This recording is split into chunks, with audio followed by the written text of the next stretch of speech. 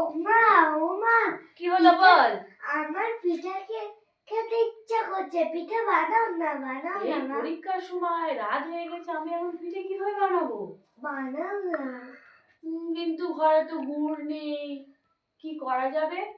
আচ্ছা চল দেখি কি কি আছে, সব রেডি করে নিই, তারপরে দেখছি কিভাবে পিঠে বানানো যায়। চলো চলো। দেখো বন্ধুরা, ছেলের আবদার মেটাতে আজ আমি ঘরে যা যা উপকরণ ছিল সেইগুলো দিয়েই কিছুটা পিঠে বানাবো। আমার 500 দুধ ছিল, গরম করে নিয়েছি, এটা হালকা উষ্ণ গরম। আর এটা আছে ময়দা, প্রয়োজন মতো দেবো। চালের গুঁড়ো, এটা সিদ্ধ চালের গুঁড়ো। আর এটা ছিল আতপ চালের গুঁড়ো। আর একটু কালারের জন্য বাতাসা দেবো, মিষ্টি হওয়ার জন্য চিনি দেবো, আর দেবো কিছুটা নারকেল কোড়া। এই সামান্য উপকরণ দিয়ে আমি আজকে এই রেসিপিটা বানাবো। তোমরা দেখতে থাকো। দিয়ে দিচ্ছি কিছুটা আতপ চালের গুঁড়ো, কিছুটা ময়দা,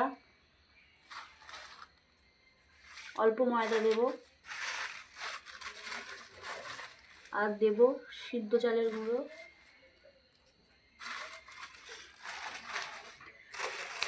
আর মিষ্টির জন্য ব্যবহার করব চিনি। যে যেমন মিষ্টি খাবে তারা তেমনভাবে মিষ্টি দেবে। আমাদের বাড়িতে আবার মিষ্টিটা একটু বেশি পছন্দ করে। একটু কালারের জন্য দেব বাতাসা, যেহেতু গুড়টা নেই, গুড় থাকলে একটু ভালো কালার হতো।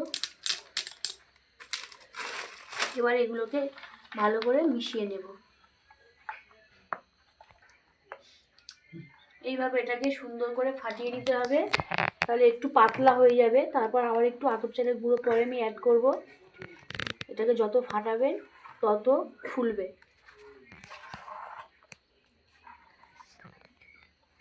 যত এইভাবে সময় নিয়ে ফাটালে পিঠেটা ভালো ফুলবে। আর বাতাসা দেওয়ার জন্য কালারটা একটু লালচে হয়েছে। আর আমার কাছে যতটুকু দুধ ছিল সেই পরিমাণ আমি ময়দা, আটা দিইনি, ময়দা, চালের গুঁড়ো এগুলো অ্যাড করেছি। আর চিনি দেওয়ার জন্য একটু পাতলা হয়েছে, তাই একটু চালের গুঁড়ো আমি দিয়ে দেব।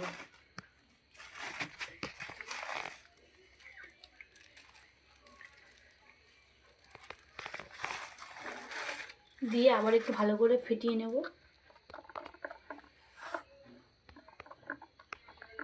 গোলাটা এবার রেডি হয়ে গেছে, হাত দিয়ে দেখব মোটামুটি এইভাবে পড়বে, সেইভাবে বুঝে এবার এর সঙ্গে অ্যাড করে দেব নারকেলটা আগে থেকে কুড়ে রেখেছিলাম।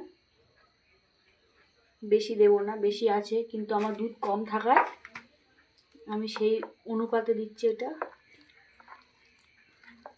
দিয়ে সুন্দর করে মিশিয়ে নেব। ফ্যাটানোটা যত ভালো হবে তত পিঠেটা ভালো ফুলবে।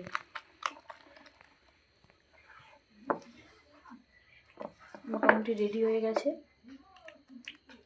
এই রেডি হওয়ার পরে এইভাবে বোঝা যাবে এই রেডি হয়েছে। এর থেকে কিন্তু বেশি পাতলা হলে হবে না।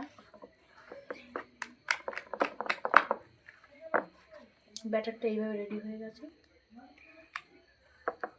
এই দেখো বন্ধুরা, এইভাবে আমি সমস্ত পিঠেগুলোকে লো ফ্লেমে রেখে ভেজে নিয়েছি।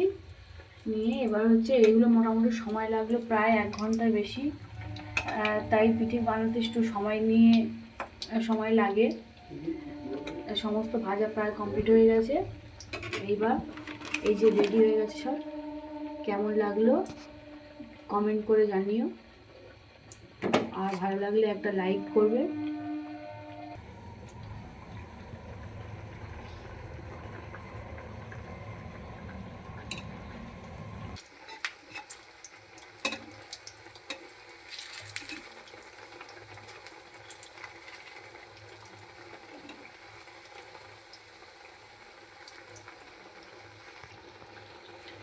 দেখুন বন্ধুরা, প্রথমের দিকে একটু কড়াইতে লেগে যায়, কিন্তু শেষের দিকে কড়াই একটা টেম্পারেচার নিয়ে নিলে খুব সুন্দরভাবে ভাজা যায় উল্টে পাল্টে। কিন্তু প্রথমের দিকে একটু সমস্যা হয়। দেখুন সুন্দর, তাতে ভয় পাওয়ার কিছু নেই। একটা টেম্পারেচার এসে গেলে সুন্দরভাবে ভাজা যায়। একটু সময় লাগবে। আর একটু ফ্লেমটাকে ঠিকঠাকভাবে রাখতে হবে, হাই ফ্লেমে এটা ভাজা যাবে না, তাহলে ভালো সেদ্ধও হবে না, পুড়ে যাবে, যেহেতু এটা মিষ্টি জিনিস।